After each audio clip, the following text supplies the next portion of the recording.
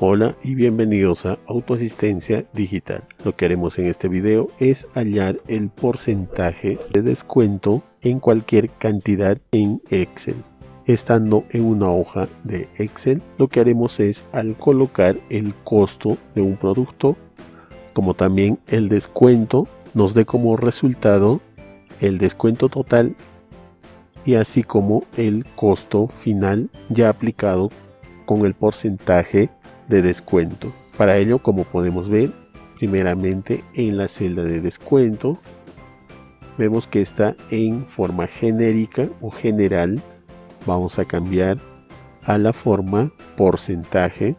En la celda de descuento total vamos a poner el signo igual y damos clic en la celda donde va a extraer la B4 por la celda C4.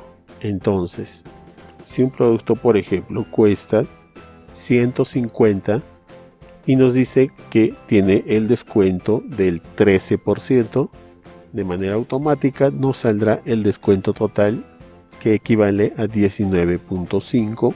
Ahora en el costo final también vamos a ingresar el signo igual, la celda B4 menos la D4. Pulsamos Enter y entonces sabremos el costo final, que sería de 130.50 aplicando el descuento del 13%.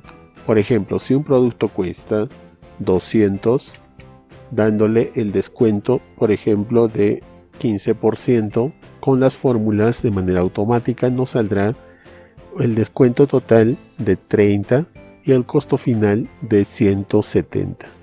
En esta parte también podremos personalizar, por ejemplo, acá lo tenemos en sentido general, podremos cambiar a moneda, damos un clic, en este caso en soles, ya que me encuentro en Perú, se cambiará de manera automática a la configuración de la moneda de tu país. Igualmente lo cambiaré a soles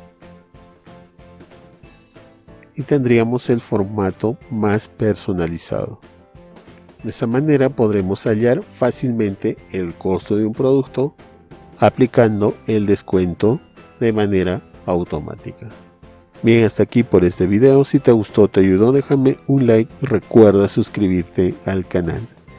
Hasta el siguiente video.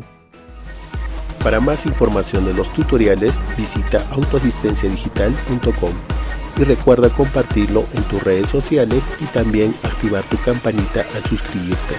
Mi nombre es Omar y gracias por visitar mi canal.